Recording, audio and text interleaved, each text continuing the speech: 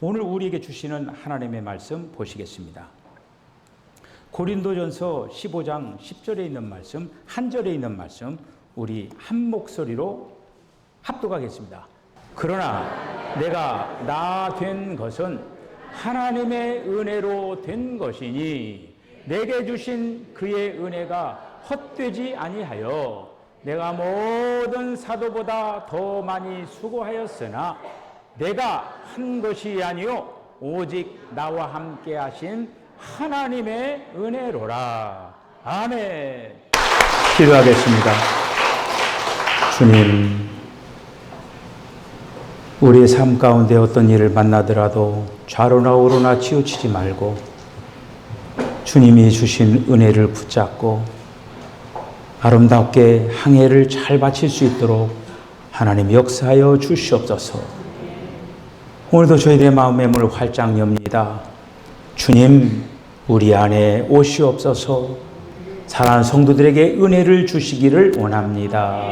예수님의 이름으로 기도하옵나이다. 아멘. 할렐루야. 예배 분위기가 1부 예배하고 2부 예배의 온도 차이가 저 밖의 온도하고 이 안의 온도하고 차이가 있어요. 무슨 말인지 이해가 가십니까? 예. 예배 분위기가 지금 완전히 온도 차이가 달라요. 지난주 목요일, 금요일 인천 송도에서 웨슬리 선교기금위원회, 서울남연회, 제가 이제 그 위원장인데, 서울남연회에 있는 그 미자립교회 140여 개 교회를 모아놓고 행사를 했습니다. 그 행사가 어떤 행사냐면은 여러분들이 교회에서 이제 부담금을 대잖아요. 1.7%의 부담금을 더 내게 해서 그 미자립교회 한 교회마다 70만 원씩, 매달 70만 원씩 4년 동안, 지난 4년, 올해가 이제 마지막 해예요. 마지막 해인데 그 행사를 이제 올해 이제 한 거예요. 근데 거기에 이제 그 행사를 하면서 한상호 원로 목사님이라고 하는 분이 와서 이렇게 이제 특강을 했어요. 특강을 했는데 그 한상호 목사님은 우리가 이제 그 인천에 가면 주안교회라고 있잖아요. 주안교회라고 굉장히 큰 교회 이렇게 만들어 놓은 그분이에요.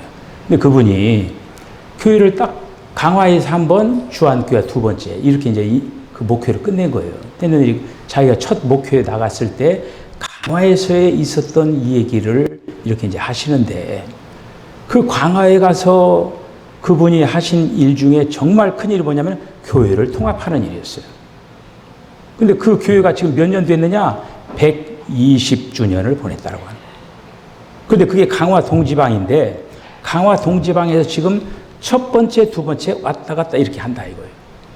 그렇게 교회를 잘 만들었다고 하는 거예요. 그래서 제가 그 얘기를 들으면서 우리 석천교회가 정말 그렇게 좀 됐으면 좋겠다 하는 그런 마음을 가졌어요. 그런데 그렇게 된 거에 대한 핵심적인 요소가 하나가 있어요. 있는데 그 교회가 은혜가 있었다라고 하는 거예요.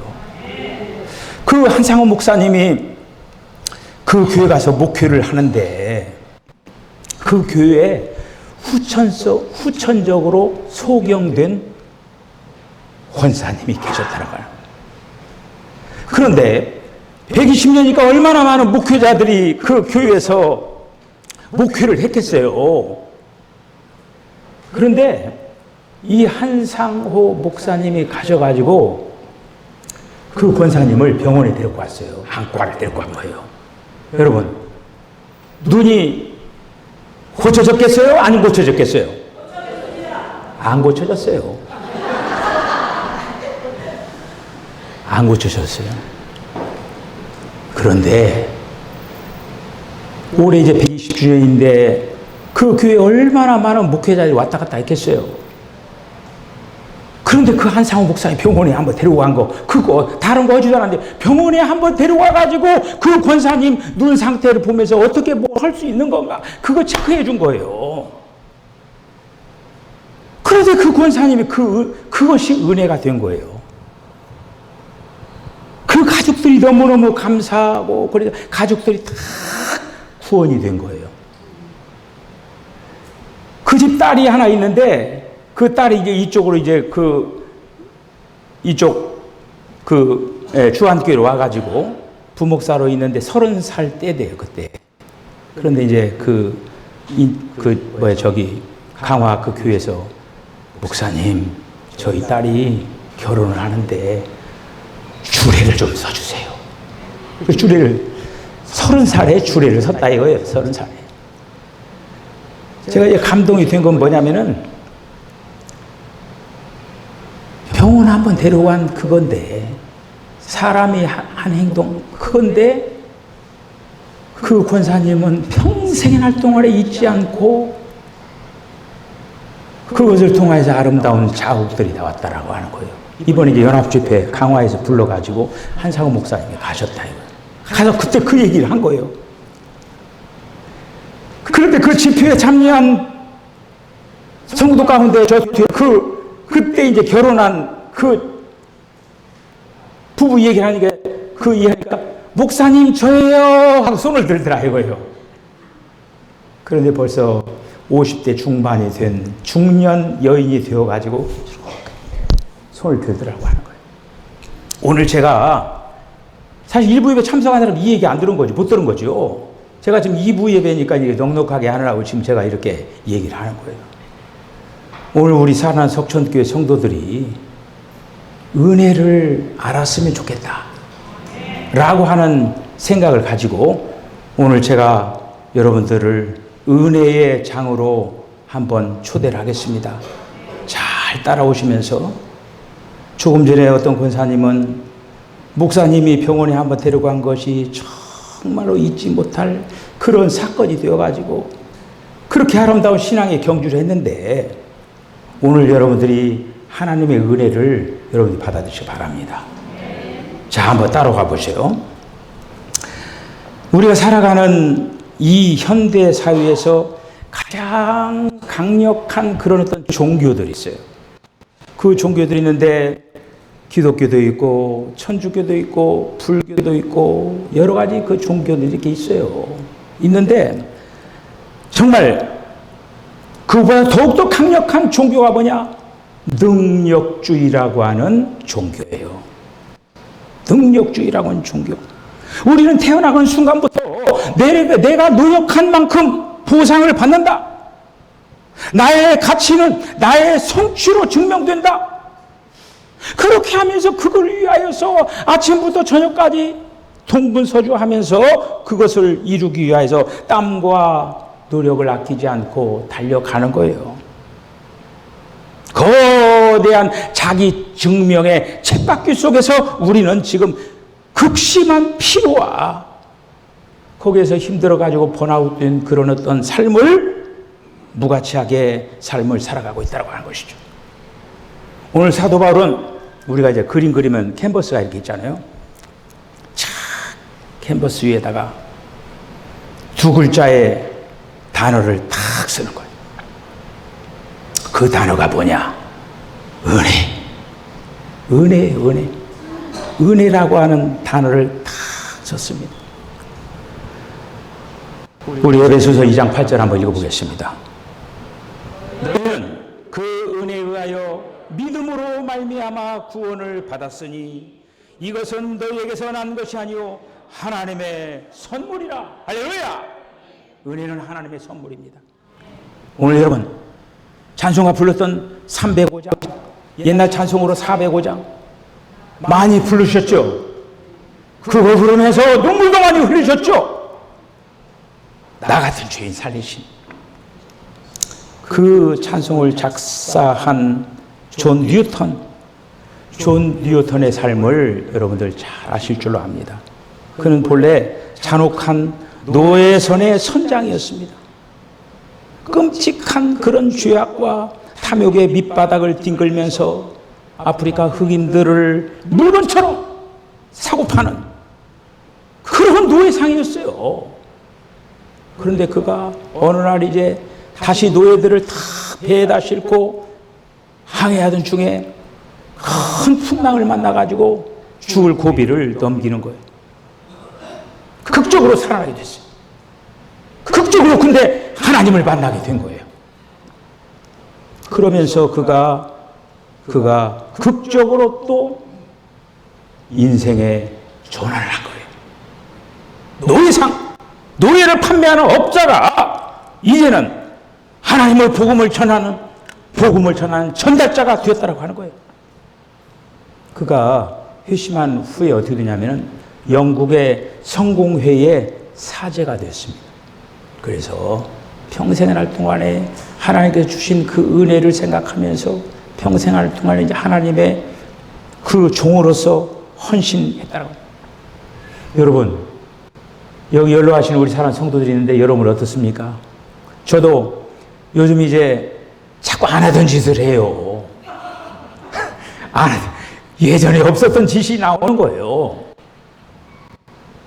제가 오래간만에 이 머리에다 물감을 들였어요. 좀 젊어 보입니까? 제가 이 땅에 태어나서 처음으로 머리에다가 염색을 해봤어요. 근데 사실 뭐 흰머리가 여기 이렇게 나고 별 흰머리가 없는 거예요. 근데 아내가 막 그냥 한번 발라보자 이거예요. 그래 그냥 발랐는데 바르고 나니까 조금 젊어진 것 같아요. 이렇게. 이 존 뉴턴이 이렇게 이제 노년이 되어가지고 기억 상실증에 걸린 거예요. 성도들 앞에서 말씀을 전할 수가 없는 거예요. 다 잊어버렸어요. 전할 수가 없는 거예요. 그런 가운데 백발이 된 존 뉴턴이 희미해지는 그 기억의 끝자락에서 붙잡은 두 가지가 있어요. 하나는 뭐냐? 나는 죄인이다. 엄청난 죄인이다. 그레이트 시너. 나는 엄청난 죄인이다. 그러면서 이것만큼은 기억을 하고. 두 번째, 예수 그리스도가 위대한 구원자다. 그 죽은 후에 그의 묘비에다가 이걸 쓴 거예요. 묘비에다 어떻게 썼느냐? 그의 생전의 유언대로 한때 탕자였던 아프리카 노예들을 상인이었던 존 뉴턴, 그분은 우리 주 예수 그리스도의 풍성한 은혜로 말미암아 용서받고 회복되어 마침내 복음을 전하는 자가 되었다. 이게 그의 묘비명이에요. 사랑하는 성도들, 이것이 바로 복음이죠. 나의 나된 것, 내 공로가 아니라 하나님의 선물로 이렇게 고백하는 것. 여러분 이런 고백을 하시길 바랍니다. 내가 구원받은 것은 내 공로가 아니라. 사도 바울은 그 천막을 이렇게 이제 만드는 업자였죠. 그 손이 얼마나 거칠어졌겠어요. 여러분 제 손을 만져봤습니까? 제 손이 거칠어요. 요즘은 일을 좀 덜해서 그런지 조금 부드러워졌어요. 제 손을 만질 때마다 성도들이 느끼는 바가 있는 거죠. 여러분 제 손도 안 만져봤을 거예요. 사도 바울의 그 손은 거친 손이었습니다. 그 거친 손으로 펜을 탁 잡고 써내려간 그 서신들 중에 하나를 우리들이 보고 있는 거예요. 자, 은혜의 세 번째 얼굴, 은혜가 이제 세 번째 얼굴로 오늘 사도 바울이 소개합니다. 세 개의 얼굴을 소개하는 거예요. 여러분들, 첫 번째, 은혜의 첫 번째 얼굴은 뭐냐? 과거를 덮고 존재를 빚어내는 기적입니다. 나의 나된 것은, 바울의 편지가 쓰이고 있는 그 시대는 어떤 시대냐? 그레코 로마 시대라고 하는 거예요.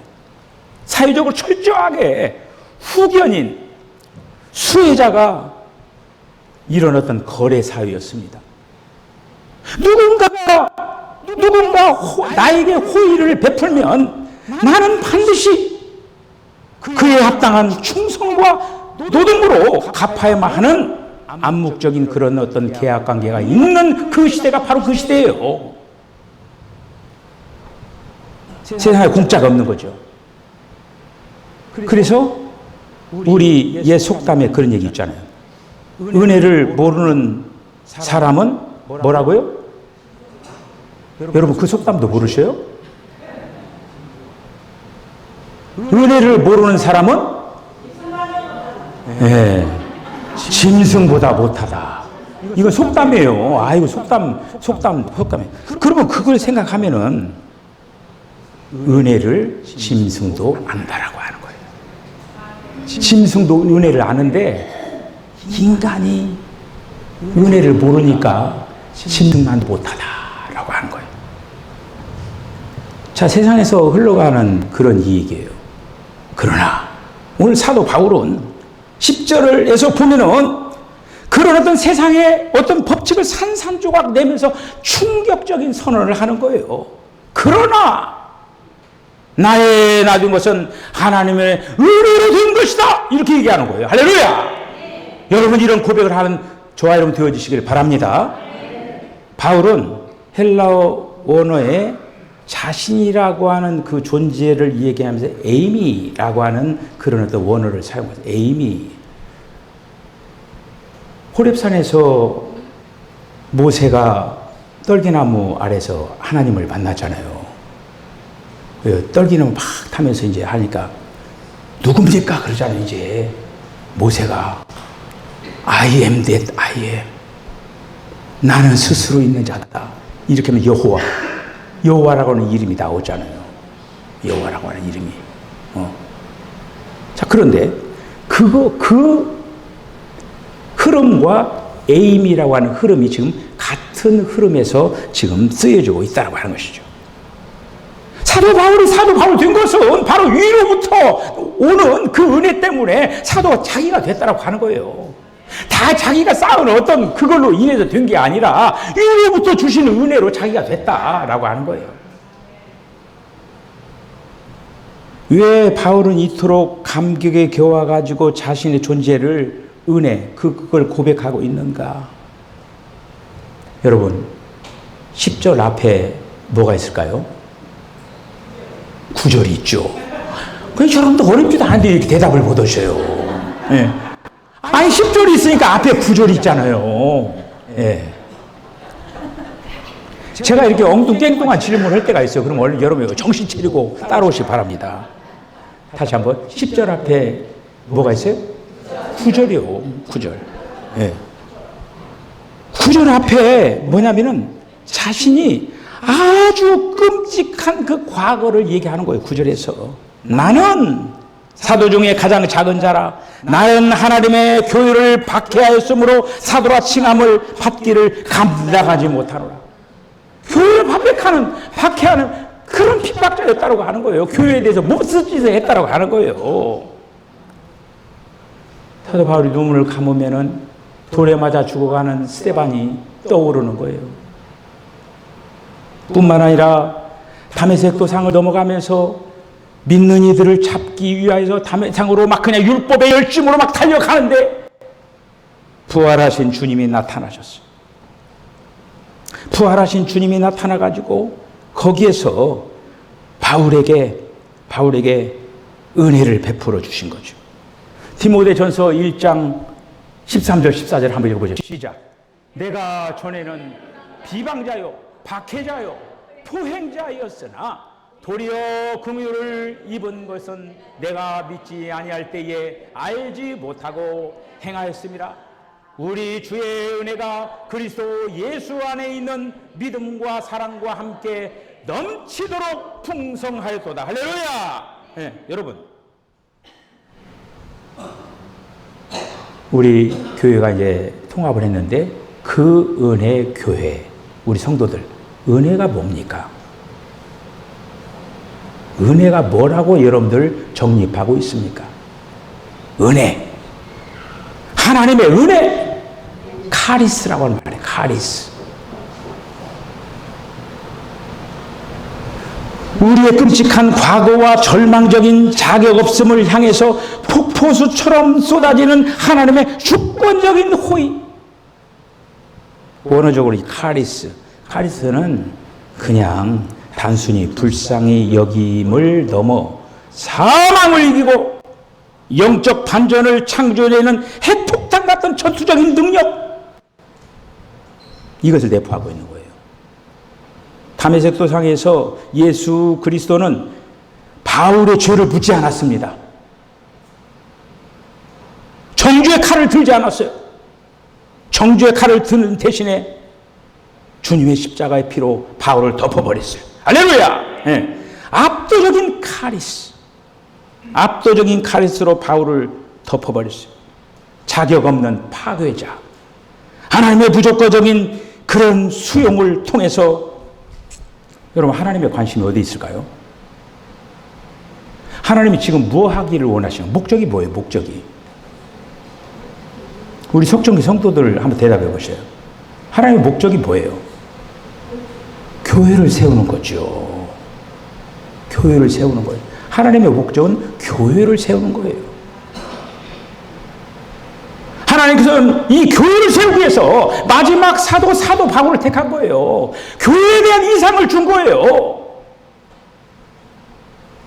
교회를 세우는 건축자로, 이제는 핍박자가 아니라, 하나님을 향해서 대적자가 아니라 교회를 세우는 건축자로 세웠다고 하는 거예요. 할렐루야. 이렇게 바뀐 거예요. 1992년 종교계의 노벨상이라고 불리우는 템플턴 상을 수상한 고 한경직 목사님이 시상대에 갔습니다. 전 세계의 이목이 집중되는 화려한 그 시상대, 거기에서 백발이 허옇게 된 한경직 목사님이 단위에 올라가서 거기서 그분이 한 얘기입니다. 거기서 뭐라고 했느냐? 아주 충격적인 고백을 합니다. 여러분, 저는 죄인입니다. 저는 일제강점기 말에 우상인 신사에 참배했던 찢을 수 없는 죄를 지은 사람입니다. 이 끔찍한 죄인을 하나님께서 버리지 않으시고 긍휼히 여기셔서 지금까지 사용해 주셨습니다. 오늘 제가 이 영광스러운 자리에 서게 된 것은 제가 쌓은 공로 때문이 아니라 하나님의 전적인 은혜입니다. 자신의 가장 빛나는 성취의 순간에 가장 뼈아픈 과거의 수치를 드러낸 거예요. 평생의 치열한 헌신조차도 십자가의 은혜 앞에서는 내세울 것이 못됨을 보여주는 위대한 고백이에요. 사도 바울의 고백이죠.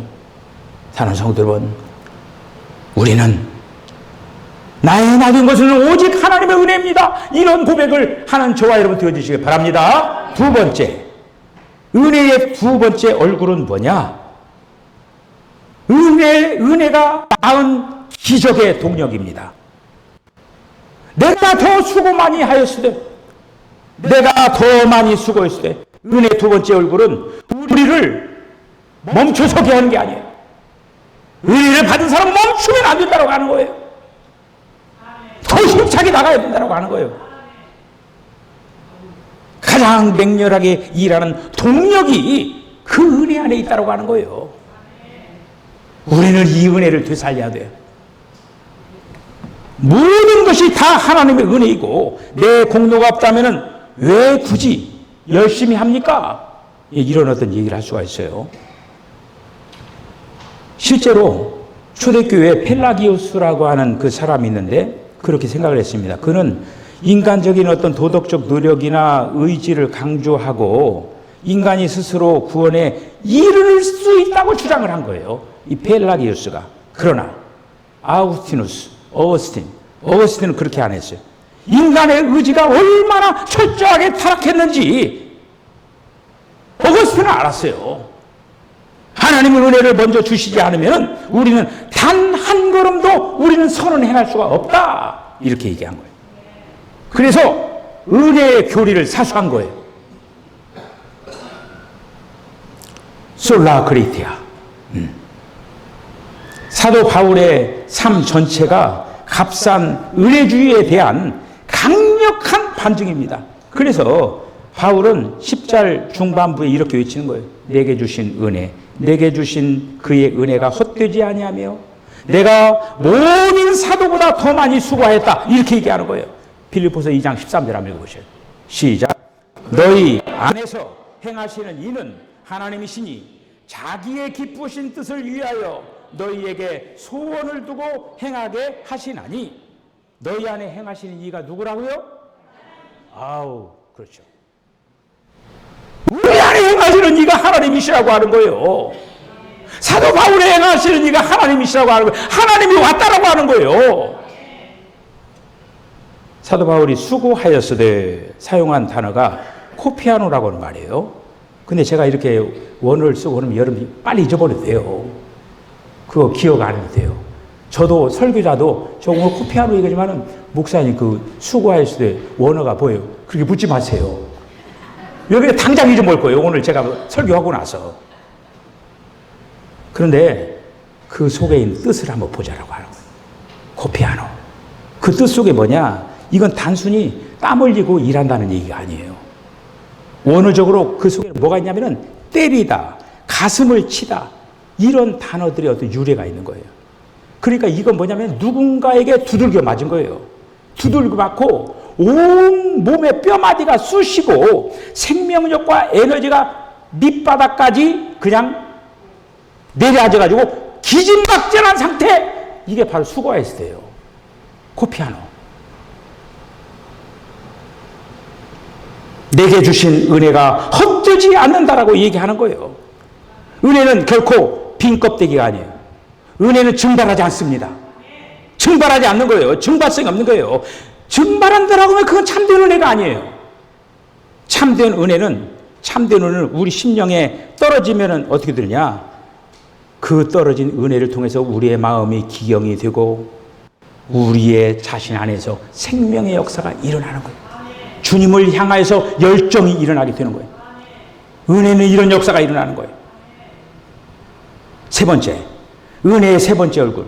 은혜의 세 번째 얼굴은 자아파쇄와 영광의 이야기입니다. 내가 한 것이 아니요. 은혜 속의 세 번째 얼굴은 바로 그거예요. 내가, 사도 바울이 실제적으로 한 게 없습니까? 사도 바울이 얼마나 일을 많이 했습니까? 복음을 전하기 위해서 1차, 2차, 3차, 4차 전도 여행하면서 얼마나 복음을 열심히 전했어요. 한 게 없어요? 한 게 많아요. 그런데 사도 바울의 입에서 뭐라고 나오냐? 내가 한 것이 아니요. 이것이 바로 위대한 고백의 서사시의 마지막 휘날레를 장식하는 고백이에요. 내가 한 것이 아니요. 내가 한 거 아니다. 우리는 갈라디아서 2장 20절에 있는 말씀을 고백적으로 우리는 해볼 수 있어야 돼요. 시작. 내가 그리스도와 함께 십자가에 못 박혔나니 그런즉 이제는 내가 사는 것이 아니요 오직 내 안에 그리스도께서 사시는 것이라. 이제 내가 육체 가운데 사는 것은 나를 사랑하사 나를 위하여 자기 자신을 버리신 하나님의 아들을 믿는 믿음 안에서 사는 것이라. 할렐루야. 내가 아니요 오직 나와 함께 하신 하나님의 은혜로다. 수많은 개혁주의 그 신학을 통찰해 보면은 이 갈라디아서 2장 20절하고 이제 같이 고백을 하는 것을 볼 수가 있겠어요. 여기서 말하는 은혜는 하나님이 주신 어떤 물건이나 보조수단이 아닙니다. 은혜는 뭐냐? 사도 바울 안에 지금 들어오신 내주하는 성령을 얘기하고 있는 거예요. 할렐루야. 우리 사랑하는 성도들 안에 지금 성령이 오셨습니까? 제가 물어봐서 오셨다고 하는 실제로 있는 거예요. 아직 온 줄 모르겠어요? 예, 성령 오셔야죠. 그 성령 오시는 그게 바로 은혜예요. 은혜예요. 오늘 본문에서 세 번이나 은혜라고 하는 말이 나오는 거예요. 그러니까 이 얘기는 뭐냐? 우리로 부활 안에서 살도록 예수님 과정을 거쳤잖아요. 사람으로 오시고 죽으시고 부활하시고 승천하셔서 이제는 그 영으로 우리에게 오셨잖아요. 생명 주시는 영으로 우리에게 오셨잖아요. 부활하신 그리스도가 우리에게 오신 거예요. 그러니까 은혜는 뭐냐? 우리에게 생명과 만유가 되시는 삼위일체 하나님이 우리에게 오신 거예요. 은혜를 받았습니다. 그 얘기는 주님이 오셨다라고 하는 거예요. 할렐루야. 주님이 오시는 거예요. 주님이.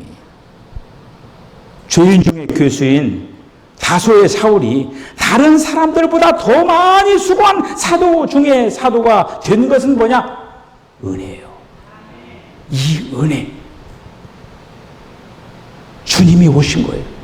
어디서 오셨느냐? 다메섹 도상에서 오셨어요. 부활하신 주님이 강력하게 임한 거예요. 이제 마지막으로 은혜의 장부로 덮는 인생. 사랑하는 성도 여러분, 우리의 신앙의 경주를 아름답게 잘 살아내시길 바랍니다. 기독교 영성 작가 필립 안시라고 하는 사람이 있어요. 그 사람이 소개한 뭐가 있냐면은 한 아버지 이야기가 나오는 거예요. 아버지에게 딸이 하나 있었던 거예요. 딸이 하나 있었는데 그 딸이 집 나가가지고 호랑방탕한 생활을 하는 거예요. 아버지가 딸을 찾아 나서는 거예요. 막 여기저기 막 딸을 찾아서 막 하는 거예요. 못 찾은 거예요. 어느 날 이 필립 그 아버지가 아주 초라하고 누추하고 더러운 뒷골목을 지나가는데 거기에서 딸을 발견한 거예요. 더러울 대로 더러워진 그 딸. 옛날에 그 딸이 아니에요. 그 딸을 온몸으로 안으면서 얘기하는 거예요. 딸아, 이제 다 끝났다. 집으로 돌아가자. 하면서 그 딸을 안아줬더라고요. 철저히 자격 없는 자에게 불공평한 자비, 묻지도 따지지도 않아 폭력적일 만큼 강력한 용서와 수용이 아버지로 하여금 그 딸에게 임하는 파격적인 사랑. 그 은혜가 딸에게 순식간에 임한 거예요. 그 딸이 이후에 다시 더러운 뒷골목을 찾지 않았더라고요. 그는 주를 위해서 헌신자로 닮아끔 된 거예요. 사랑하는 성도 여러분, 은혜는 이런 놀라운 역사를 바꿉니다.